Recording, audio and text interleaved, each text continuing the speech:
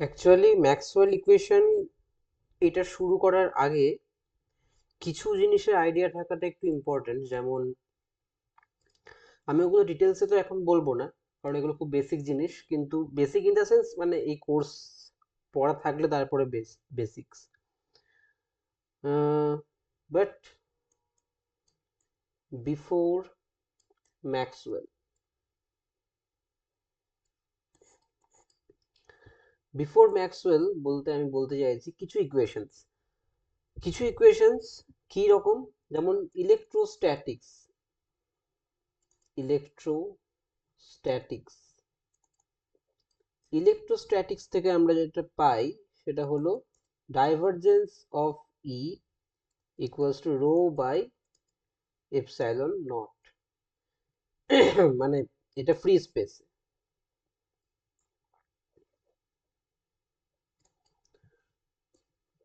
এছাড়া আরেকটা পাই curl of E equals to zero.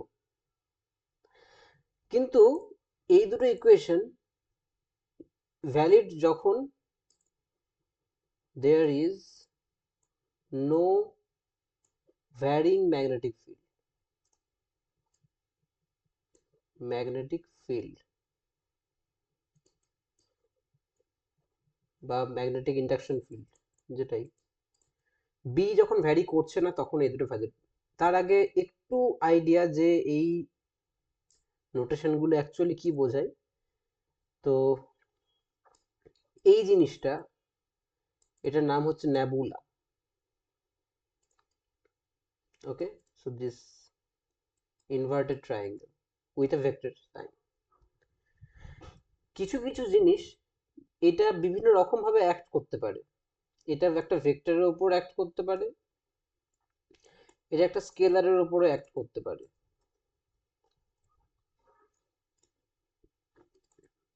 Scalar, তো একটা ভেক্টরের উপর যখন অ্যাক্ট করে, ধরো ভেক্টরটা হচ্ছে এ, তাহলে ভেক্টরের উপর এটা কিভাবে অ্যাক্ট করতে পারে? এটা একটা অপারেটর। হ্যাঁ, এটা একটা অপারেটর, এটা কারোর সাথে গুণ ভাগ এরকম হয় না। এটা অপারেটর, এটা অপারেট করে। অপারেটর কি রকম জিনিস, যেমন ডিডিএক্স একটা operator. A ddx of y, এটা মানে এর সাথে একটা গুণ নেই, এটা ওয়াই এর উপর অপারেট করছে। তো সিমিলারলি এখানে এটা একটা অপারেটর। তো এটা ভেক্টরের উপর ডট প্রোডাক্ট হিসেবে বা ক্রস প্রোডাক্ট হিসেবে অ্যাক্ট করতে পারে, দুটো দু রকম জিনিস।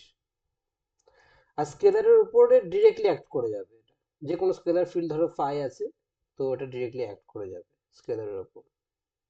নামগুলো পাল্টে যায়, তাহলে নেবুলা হচ্ছে ইন জেনারেল, বাট যখন একটা ভেক্টরের সাথে ডট প্রোডাক্টে যায় ওটার নাম হচ্ছে ডাইভারজেন্স। তাহলে এটাকে আমরা ডাইভারজেন্স অফ এ বলি। Divergence of a means nothing but this. আচ্ছা, আমি ভেক্টর বারবার লেখার সময় অভ্যেস হয়ে গেছে কিছুটা এরকম যে জাস্ট বার দিয়ে দেওয়া, বাট ভেক্টর অ্যাকচুয়ালি অ্যারো দিয়েই লেখা হয়, বাট নো ইস্যুস সেটা। আর এই জিনিসটা কে আমরা বলি A curl of A. That means the cross product of, I mean, the operator is like there is something like cross product with A. And এই ক্ষেত্রে এটা স্কেলার ফিল্ড ফাই ছিল, তার উপরে এটা যাচ্ছে, তো এটাকে আমরা বলি গ্রেডিয়েন্ট অফ ফাই। তাহলে তিনটে নাম পেলাম, একটা হচ্ছে ডাইভারজেন্স, একটা হচ্ছে কার্ল, একটা হচ্ছে গ্রেডিয়েন্ট সরি, এটা গ্রেডিয়েন্ট গ্রেডিয়েন্ট। তো তিনটে নাম পেলাম, জিনিস একই এই জিনিসটাই। তাহলে এই জিনিসটা কি? ইনভার্টেড নেবুলা জিনিসটা কি? এইটা বেসিক্যালি এই অপারেটরটা,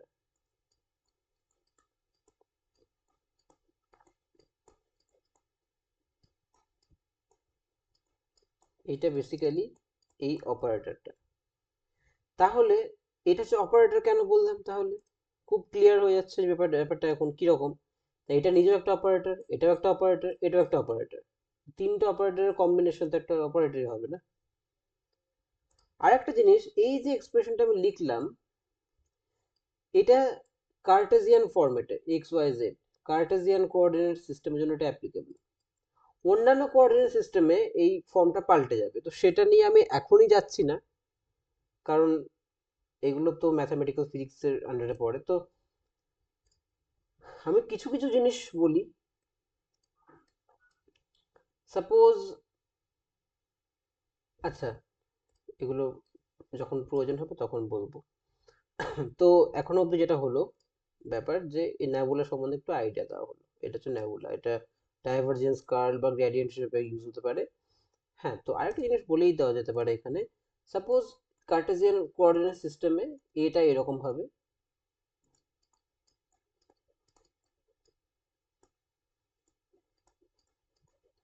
দেওয়া আছে, আর একটা স্কেলার ফিল্ড যেটা হচ্ছে জাস্ট এক্স ওয়াই জেড আর টাইমের ফিল্ড। আর এখানে এই A x A y A z এই তিনটেই প্রত্যেকেই function of x y z and time. ঠিক আছে? তো আহ, তো ডাইভারজেন্স অফ এ কিভাবে লিখবো আমরা? ডাইভারজেন্স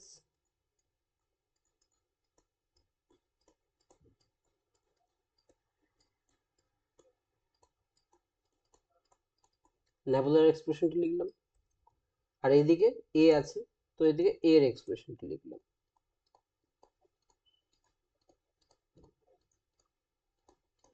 ঠিক আছে? তাহলে এবারে ডট প্রোডাক্টের এক্সপ্রেশন কি রকম হয়? ডট প্রোডাক্টের ব্যাপারটাতে কি হয় ডট প্রোডাক্টে? যদি একটা এ থাকে, একটা যদি বি থাকে, তাহলে ওখানে A x B x plus A y B y plus A z B z, এটাই হচ্ছে ডট প্রোডাক্টের রুলসটা, এরকম ভাবে এটা আসে। তাহলে এখন আমি কি লিখতে পারি? এখানে আই ক্যাপের সাথে আই ক্যাপ জুড়ে যাবে, আর ওটা থাকবে না নিচে, তাহলে এখানে ডেল ডেল এক্স অফ, এটা কার উপর অ্যাক্ট করবে? এ এক্স এর উপর।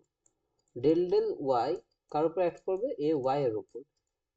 আর এদিকে পড়ে রইলো ডেল ডেল জেড, এটা কার উপর অ্যাক্ট করবে? এ জেড এর উপর। তাহলে ডাইভারজেন্স অফ এ জিনিসটা এরকম ইন কার্টেসিয়ান ফর্ম।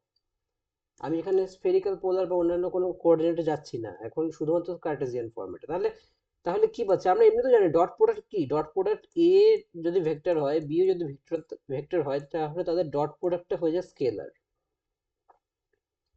হুম, এখানেও সিমিলার ব্যাপার। এখানে এটা একটা ভেক্টর, এটা একটা ভেক্টর, কিন্তু এটা ডট প্রোডাক্ট, তার মানে একটা স্কেলার। আর তাছাড়া এটা দেখেও বোঝা যাচ্ছে এটা একটা স্কেলার, এখানে কোনো vector I cap J cap K cap কিছুই নেই, তো এটা একটা স্কেলার। তার মানে যখন ডাইভারজেন্স অ্যাক্ট করে কোনো ভেক্টরের উপর, তো ওটা একটা স্কেলার হয়ে যায়। Okay, now curl, curl of A, curl of A just normally এটা লেখার নেবুলার এক্সপ্রেশন, আর ক্রস প্রোডাক্ট কার সাথে যাবে? এ, এ ভেক্টরের সাথে ক্রস প্রোডাক্ট যাবে।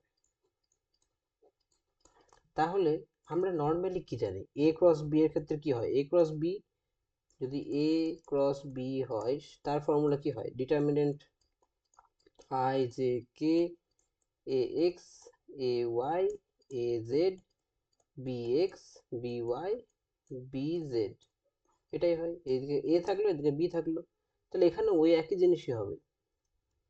তাহলে এখানে এই জিনিসটাতে আই জে কে প্রথমে আছে নেবুলা, তাহলে ওর কম্পোনেন্ট গুলো হচ্ছে এটা, আর তারপরে এ, এর কম্পোনেন্ট হচ্ছে এগুলো, তাহলে এটাই হচ্ছে এটার ভ্যালু, ডিটারমিনেন্ট। ডিটারমিনেন্ট কি করে বের করতে হয় সেটাও বলি।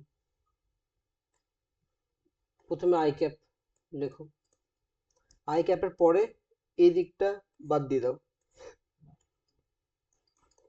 এগুলো বাদ, পড়ে রইলো কি এটা, তাহলে প্রথমে এরকম ভাবে দিয়ে যাবে, তারপর এরকম ভাবে দিয়ে যাবে। তার মানে del del y of a z minus del del z of a y plus j cap. তো এখন জে ক্যাপের সময় কি করব? জে ক্যাপের সময় জে ক্যাপটাকে নেবো, এইটা বাদ দিয়ে দেবো, জের পরের লাইন হচ্ছে এইটা, তাহলে এখান দিয়ে এটাতে যাবে, তারপরে এইটার সাথে এটাতে যাবে। তাহলে del z of ax minus del x of az plus k ক্যাপের সাথে কি হবে, কে ক্যাপের সাথে এটা কে ক্যাপ, এই দুটো বাদ চলে যাবে, কে এর পরে হচ্ছে এটা, তাহলে এটার সাথে প্রথমে এটা যাবে, তারপরে এটার সাথে এটা যাবে, তাহলে del x of ay del x of ay minus del y of ax।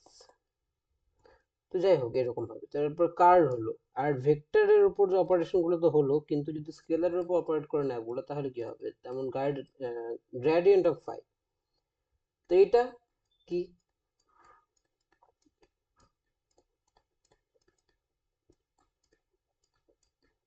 এটা তো এটাই ফাইয়ের উপর অপারেট করবে, এটা কিছুই হবে না, সিম্পল।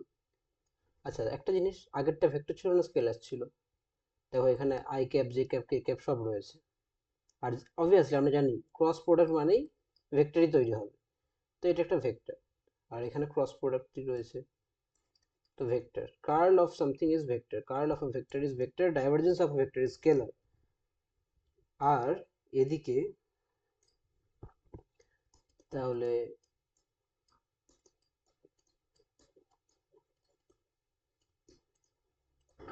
এটা এরকম হবে। আর কি বলার আছে, যেটা বলার আছে যে হোয়াট ইজ দিস,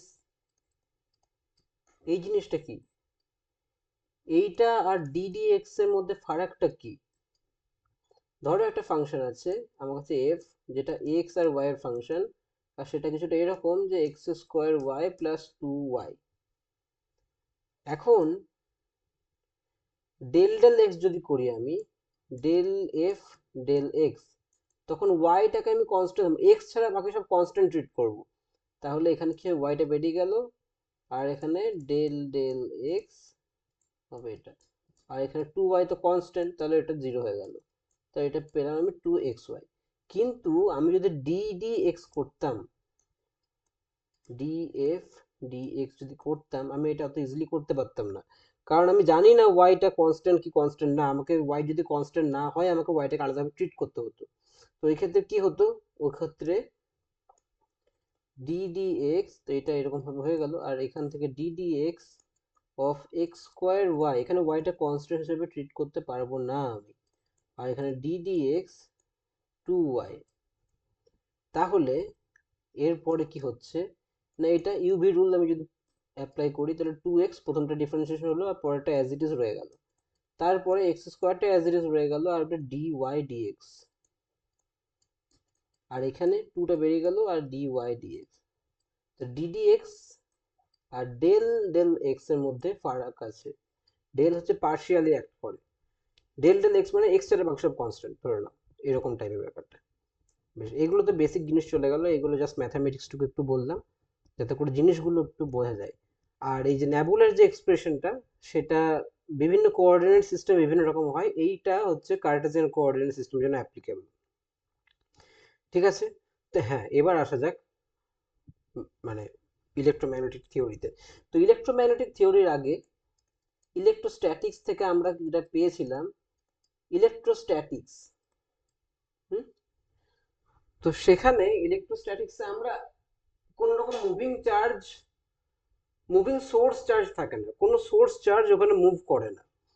তো ওখানে জেনারেলি যেটা হয়, জেনারেলি যে ম্যাগনেটিক ফিল্ড, ওটা টাইমের সাপেক্ষে ভ্যারি করে না, ওটা কনস্ট্যান্ট থাকে উইথ রেসপেক্ট টু টাইম এখানে। তো হ্যাঁ, তো সেখানে আমরা দুটো, divergence of E equals to rho divided by epsilon পাই, আর কার্ল অফ ই এটা 0 পাই। ঠিক আছে, ওকে। এরপর আসে ম্যাগনেটোস্ট্যাটিক্স, এখানে টাইমের রেসপেক্টে কিছু ভ্যারি করছে না, মানে স্ট্যাটিক্স, এটাও একটা স্ট্যাটিক কেস। তো যাই হোক, এখানে দুটো এক্সপ্রেশন, এখানে ম্যাগনেটিক ফিল্ডের হচ্ছে ডাইভারজেন্স অফ ম্যাগনেটিক ফিল্ড বা ম্যাগনেটিক ইন্ডাকশন ফিল্ড এটা 0, আর কার্ল অফ বি এটা এরকম। এই ক্ষেত্রে এটা বলা উচিত যে রোটা কি, রো হচ্ছে চার্জ ডেন্সিটি,